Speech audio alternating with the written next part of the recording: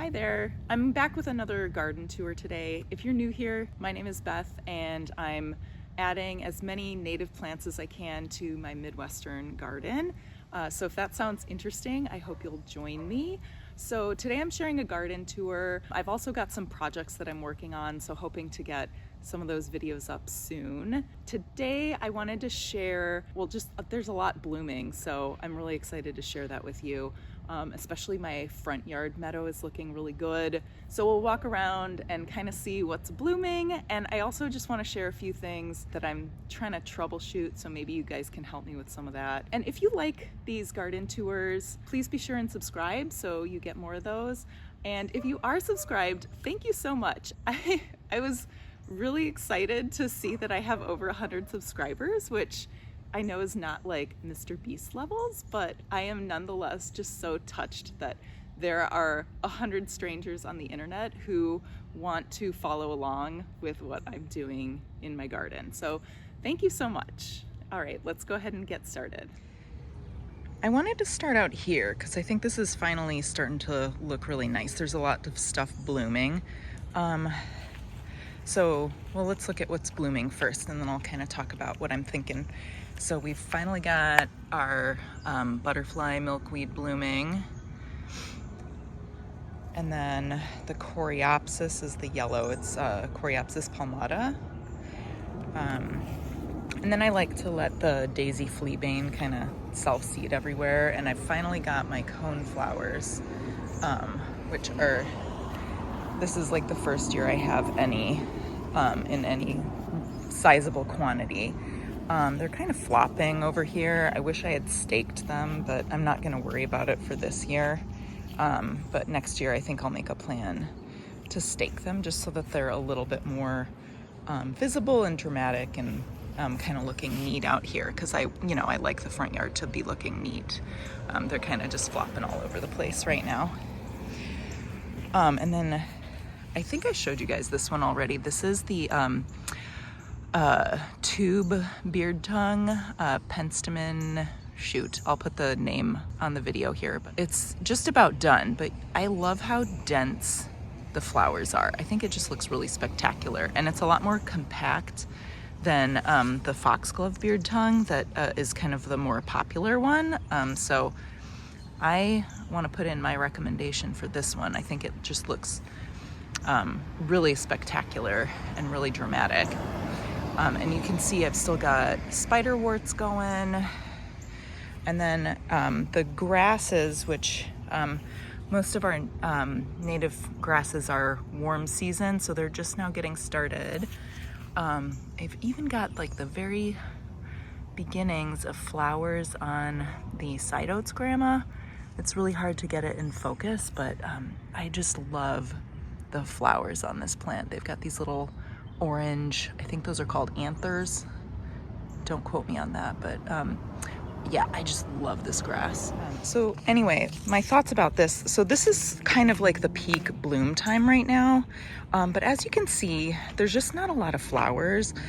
So my thought is, so I planted things here that can handle part shade, but I think, whenever something says that it's full sun to part shade, like this coreopsis, for instance, you're probably gonna get less blooming, and also the plants are gonna get leggier if it's in a more shady situation, which is definitely what I've got happening here.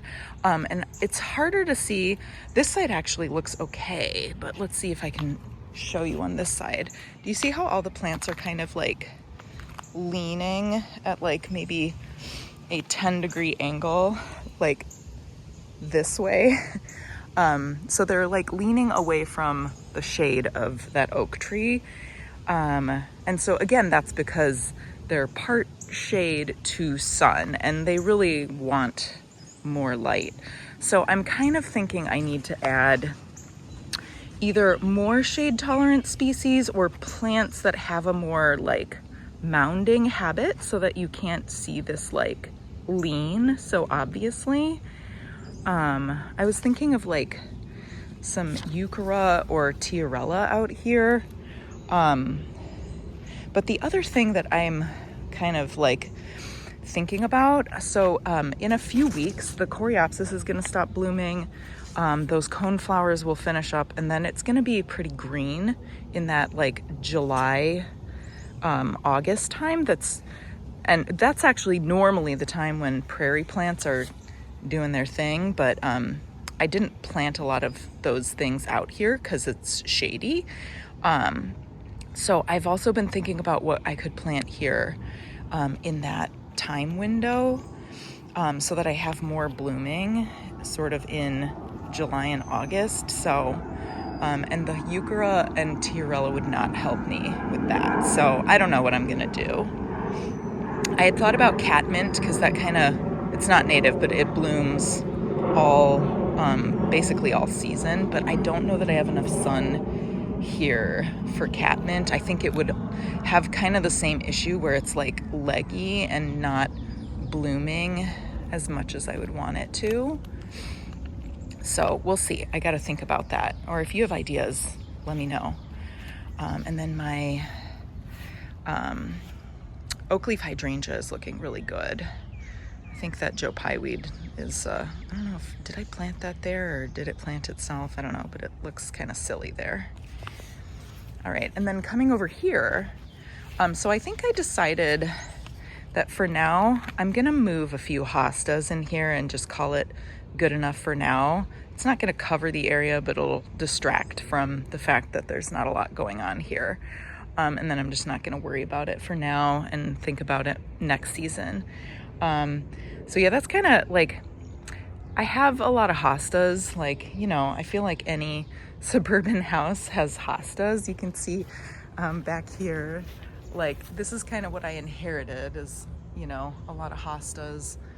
So I like to kind of use those as placeholders while I get things going. So I've got a few in my shade garden that I think I can divide, and then I can put some here, I don't know, somewhere in here.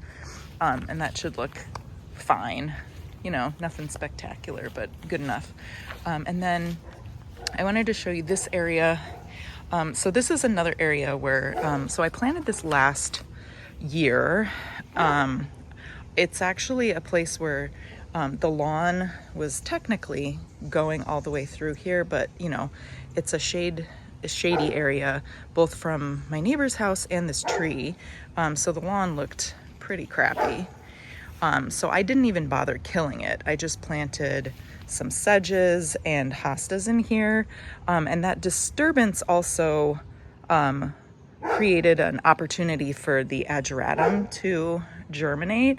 And I decided to just like let it do that here because, sorry about the dog, because it can further shade out that lawn and kill it, and then I don't have to do anything with it.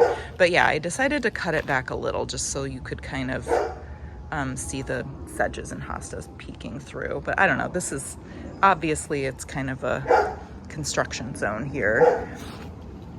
I also wanted to show you, I've got like some self-seeders here. So these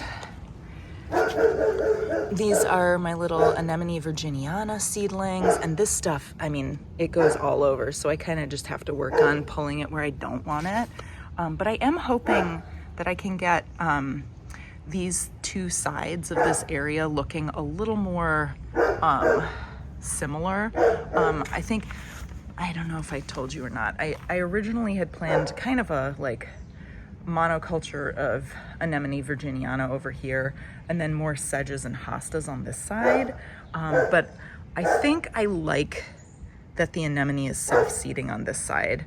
And then I also want to add sedges and sedges to this side, and also some Jacob's ladder to both sides. And I think that'll just be a really nice textural, low-growing ground cover out here. Probably add some sedges with different textures, like the Carex plantagenea, because, you know, obviously I've got plenty of room here. Once it's more full, the sedges will get less. So in the summertime, sedges tend to flop like this.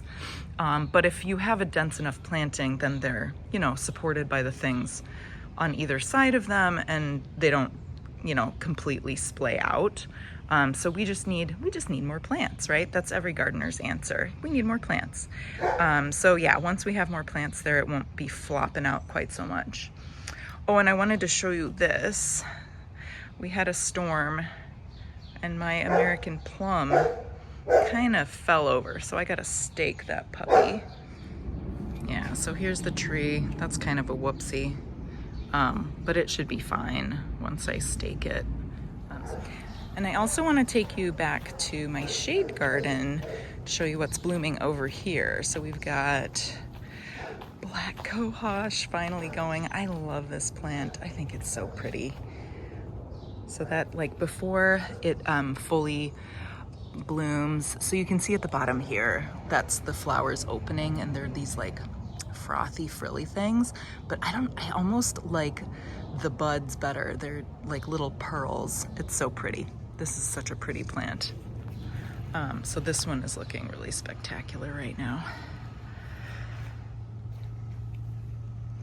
And then I also have, this is my first year with this hairy wood mint, and I love this. I think it looks great. And you can see here, so I was out of town for a week. The ferns kind of want to take over. They just, yeah, this area, like I said, used to be kind of wall-to-wall ostrich ferns. So I think I'm gonna have to more aggressively edit. I've been kind of just trying to like pull the fronds and kind of just to visualize where I want to remove them. But yeah, like this is just like this is another black cohosh, and I think it's like not even getting a chance because the ostrich ferns are there. So yeah, it's really ferny. Just ignore that blue bucket. Oh, and look at this. Okay, I have no idea what this is, and I didn't plant it. Okay, so apparently that is a broadleaved helleborine, and apparently it is, disturbingly enough, an indicator of heavy metals in your soil. So I guess I won't be growing anything edible in my soil, which, I mean, you shouldn't anyway, but let's for sure not do that here. Let's see, what else is here? Oh yeah, I planted these, so these are the Carex plantaginea I planted a few weeks ago. They got those big crinkly leaves. I love crinkly leaves. I'm such a sucker for those big crinkly leaves. And then I also planted in here, they're kind of getting overshadowed by the violets, but these are Christmas ferns, which will stay evergreen. So those were my newest purchases from the native plant sale that I went to a couple weeks ago. I'm really excited about those. Definitely need more of these Carexes. Those look great. And so the serviceberry is done blooming. I think I told you guys I love the berries. I didn't actually get to eat more than a handful because we had critters helping themselves. There were robins and chipmunks, mostly the chipmunks, but then a couple juvenile squirrels were actually small enough to be able to climb some of these little branches and were just stuffing themselves on the berries, which on the one hand it was kind of a bummer, but on the other hand that's kind of, you know, why I plant native plants. So enjoy. And look at that, we've got some leafcutter bee action. I just love seeing these like perfect little circles. I just think it looks so cool. And it makes me happy that little critters are using these plants. Okay, and then coming over here, this is kind of the main event right now. This is my Rosa Settigera. I think it's like Illinois rose or prairie rose, something like that, but it is covered in blooms right now. Oop, I got creeping bellflower, dang it. But anyway, the bees just like in the mornings, they just like are absolutely all over this thing. And you can see, so I used to have a trellis here. Sorry, I don't know if that airplane is drowning me out. Anyway, I used to have a trellis here which fell over because this thing is a beast. So if you are trying to support a plant, always make sure that the support can support the plant. Anyway, so yeah, I had to take the trellis out, and then I just kind of let it be a giant bramble because I just didn't have time. It wasn't on purpose or anything, but then it kind of flopped over onto this Carl Forrester, which is kind of like a happy accident. I'm realizing I love this combo so much. It just looks so like free and romantic and sort of like, I don't know, I just love how this looks together because the flowers are kind of like have a little pinkish hue that they're picking up with the flowers. So anyway, once I figure out the support situation here, I still want to find a way to like encourage and be able to kind of like see the roses in this combination. And I'll definitely keep this grass near the rose because I think this is just so pretty. It's like so romantic. Anyway, yeah, and the bees just love it. I don't know if you can hear them buzzing.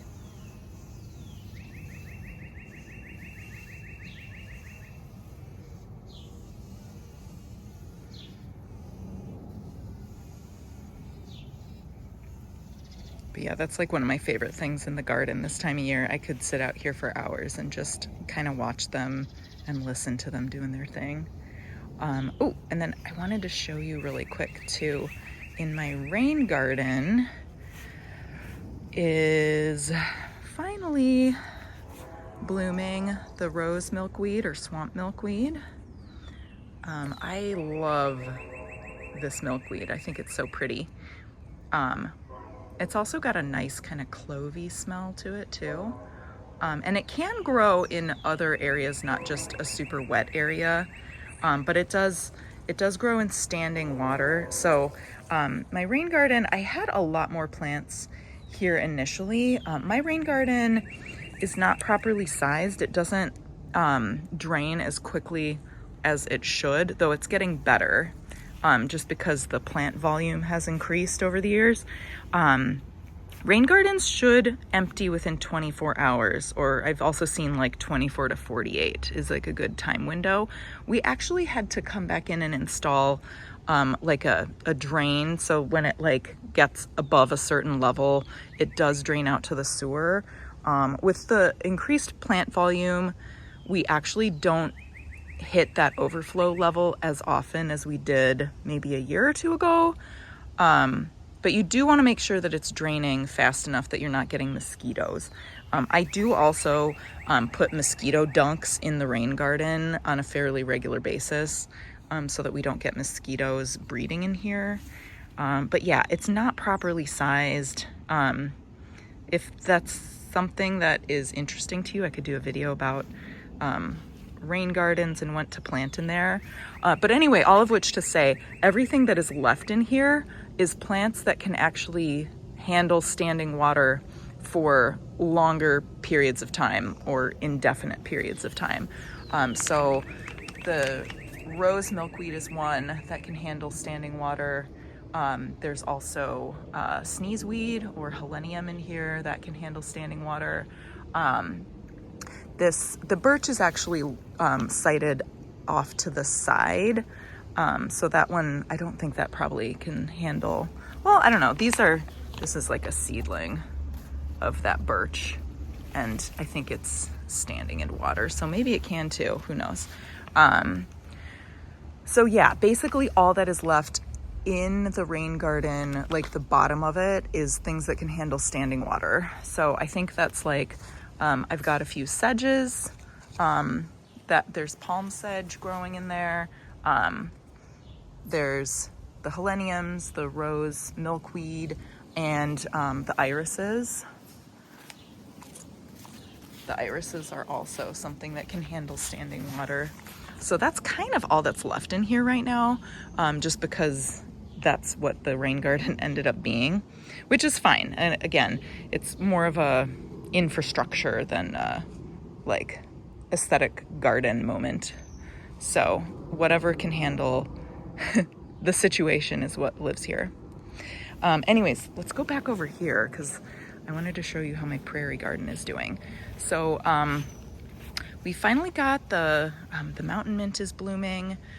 This one I can tell already I'm gonna have to do some troubleshooting with this area. Again, I think this might have been like, I think this side of the bed might just get a lot more moisture than I anticipated because I don't have like a big gap on the other side like I have here. You can see this is like, it's just like a big gap that's just filled with violets, and that's not happening over on the other side. Anyway, to the blooms though. We are on the cusp of the Culver's root blooming, which is exciting. And then look at this anise hyssop. It's like 6 feet tall. I don't know, I think it might be just because it's against the garage and it's getting that heat, or I don't know, maybe it's just yeah, I think it must be the heat, because also like this Monarda is also really tall here. So yeah, I think they're kind of getting a boost from where they're sited, because normally it doesn't grow that tall. And you can see the penstemon is done. It's gone to seed, or just about. Still got a little bit going on here. And then this is the raspberry wine Monarda. So it's not actually even, well, it's like barely blooming. Hang on, let me see if I can get in there closer. Yeah, you can see it's like, it's gonna have a sort of a dark reddish purple flower on it, but also the sepals just have a really nice color. So that's kind of the color palette I was trying to go for, to pick up some of like these darker reds and burgundies, you know, because like the center of cone flowers have that dark red, and so I tried to plant something throughout the growing season that has this color. So yeah, I'm really happy with how those are looking. And yeah, as these start to open up, I can tell for sure now this is not the raspberry wine. So raspberry wine, I think, is a hybrid of Didyma and Monarda fistulosa. So I'm pretty sure that what happened is it seeded and made basically a Monarda fistulosa. I think that's what we got going on here. So I'm actually probably gonna take that out because I don't want that in there. It just gets really, really tall, and the roots are like super hard, and then it kind of expands out and forms a colony, and I feel like it can be difficult to work with in a smaller garden. This is, I don't know, it looks a little sickly with this yellow growth on top, or I don't know, maybe that's how it grows. But this is round-headed bush clover, which is a new plant for me. I had high hopes for it here, but I don't know if it likes it. And then on the other side, I feel like you can kind of see the sort of my little color scheme coming together here. You know, with the cone flowers just starting to bloom over there, and the Monarda picking up that dark red. And then you've got this like purpley anise hyssop. I think it's gonna be really kind of dramatic and pretty, especially as the season wears on. I've also got the bronze fennel in here, which is gonna be blooming soon. Those are yellow blooms, but I'm growing it more for that bronze foliage. And you can also see, so I had some Rudbeckia hirta volunteer here, which is not something that I want to keep long term, but it's also not going to stay long term either. So it's a really short-lived plant. I hear people recommending it all the time for homeowners as like a really good native for your home, which I guess is true with like a big asterisk, because it is a very short-lived plant. So a couple years ago, this was like wall-to-wall Rudbeckia hirta and Daisy fleabane, and now it's almost completely gone, and I did not do anything to make that happen. It just doesn't live that long. So I feel like if people go and buy this plant, then they're gonna be disappointed because in a couple years it's just gonna be gone. I think a better choice is the Rudbeckia fulgida. So actually here, you can see side by side. So it's gonna bloom a lot later. It's like a September, end of August, September type bloomer.